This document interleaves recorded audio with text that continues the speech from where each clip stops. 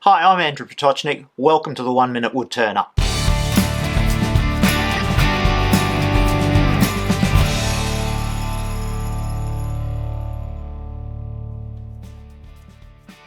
If you've been doing some work with your scroll chuck on the lathe and you need to change to do some spindle turning and you couldn't be bothered taking the chuck off to insert your normal driving spur with the number 2 Morse taper, there's another item that you can use.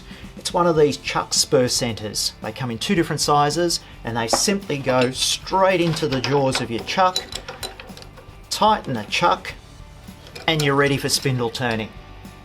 One of the great features of these centers is that the center point is spring loaded. So when you put your blank onto the lathe, you line up the center point with the center, and then as you put pressure on the wood with the tailstock, the pin retracts and the teeth of the driving spur bite into your wood.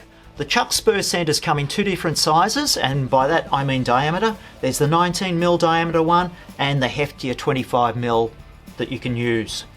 If you want more information, click on the links below and don't forget to subscribe. Thanks for watching.